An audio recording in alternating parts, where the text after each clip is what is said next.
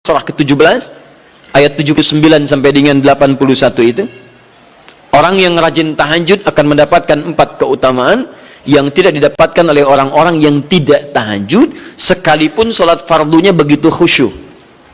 Di antum sholat fardu khusyuk bagus tapi nggak tahajud, nggak dapat 4 keutamaan itu. Ini sudah saya bahas panjang lebar di pertemuan lalu, saya hanya sebutkan cepat saja. Satu, Allah akan mengangkat karir, pekerjaan atau aktivitasnya di tempat yang terbaik. Ya deh, jadi kalau antum misalnya pengusaha atau orang karir di kantor dan sebagainya, itu akan cenderung kemudian ditolong oleh Allah, diangkat ke tempat yang terbaik. Terbaik itu tidak harus puncak yang paling tinggi, direktur tidak misalnya, tapi tempat yang bisa membuat nyaman hidup Anda, sholat bisa nyaman, bergaul juga nyaman, dan tenang kehidupannya. Mungkin level Anda nggak sampai puncak ya direktur utama, mungkin direktur 1, 2 gitu ya, tapi Anda dijauhkan dari hal-hal yang maksiat, dijauhkan, sholatnya enak, punya ruangan nyaman dan sebagainya. 2, Allah akan bimbing setiap ahli tahajud, Allah akan bimbing sehingga menjalani awal pekerjaannya dengan begitu mudah.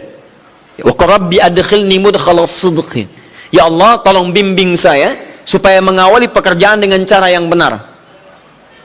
3, hati-hati, Anda memang posisi tinggi, sekarang dapat proyek, apakah setiap yang dapat proyek menjalani pekerjaannya dengan benar? Belum tentu. Jangan tinggi-tinggi lah. Maaf ya, apakah orang tua yang sekarang menyekolahkan anaknya ke tempat belajar menjalani awalnya dengan benar?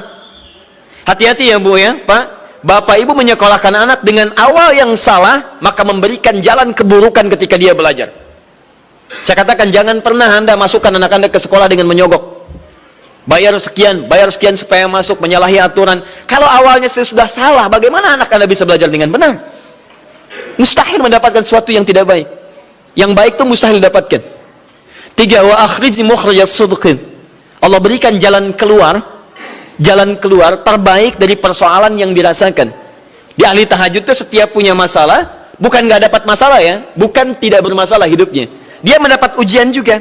Cuman sebelum diuji, diringankan masalahnya. Sehingga seakan-akan nggak punya masalah. Padahal sama dengan yang lain, cuma saat akan dia lalui, Allah ringankan persoalannya sehingga mudah dilalui. Dan yang keempat ini yang hebat. Ya, waj'alni min ladunka sultanan nasira. Allah akan tolong langsung orang ini ketika ada lingkungan sekitar yang akan menyakiti atau menjahilinya. Kalau diisengi orang, diganggu orang dan sebagainya, ini orang-orang seperti ini langsung mendapatkan perlindungan dari Allah Subhanahu wa taala. Ada satu kali, ini kisah nyata, seorang saleh ahli tahajud, sampai saking ahli tahajudnya tidak ingin meninggalkan kebiasaan ini. Ini sangat nyata kisahnya dan tidak mengarang. Satu kali Pak, kemudian malam-malam dia perjalanan dengan rombongan.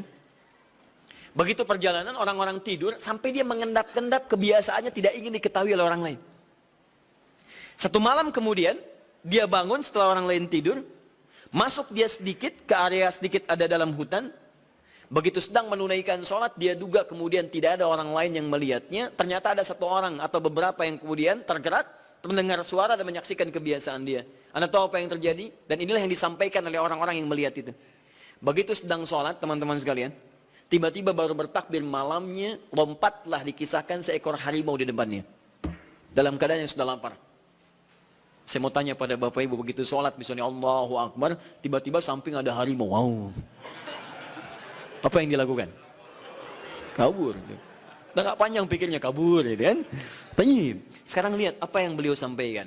Begitu datang harimau itu, perhatikan ahli tahajud ini, dia ingat dengan janji Allah. Dia ingat dengan janji Allah. Perhatikan baik-baik ya. Kalau Anda sudah punya kebiasaan Qur'ani dalam jiwa Anda, maka ayat itu akan hadir membimbing Anda dalam setiap kesulitan Anda. Apapun itu. Nabi Yusuf dekat dengan Allah. Ketika digoda muncul ayatnya. Laula arra'a burhana rabbi. Kalau bukan melihat petunjuk dari Rabbnya, niscaya ada sesuatu yang buruk terjadi kepadanya. Tapi Allah jaga beliau. Lihat baik-baik teman-teman. Begitu melompat harimau itu, kemudian dia katakan dalam jiwanya. Lihat kalimatnya. Ya khalqallah. Hei makhluk Allah. Dia tidak katakan ya namar, hei harimau, tidak. Kalau disebutkan harimaunya, menunjuk pada zatnya. Tapi dia lekatkan makhluk ini kepada penciptanya. Hei makhluk Allah. Ya khalqallah, hei makhluk Allah. Jika saya memang rizki yang telah Allah tetapkan untukmu pada saat ini, maka saya ridho untuk engkau makan, silakan, tidak ada masalah. Kalau Allah tetapkan saya sebagai rizki untukmu pada saat ini, silahkan.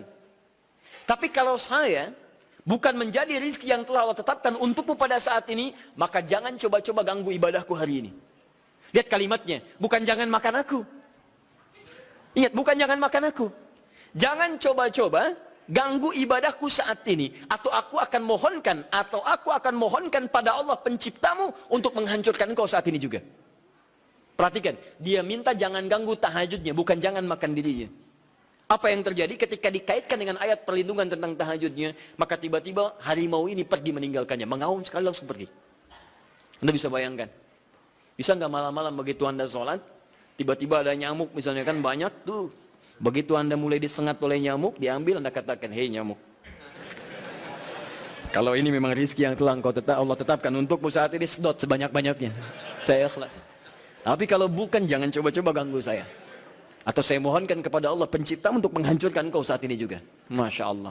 Kira-kira apa reaksi nyamuk? Makin banyak kayaknya. Coba cek. Berarti chemistry-nya harus lebih dibangun lagi. Tingkatkan. Itu waj'alni min ladunka sultanan nasira.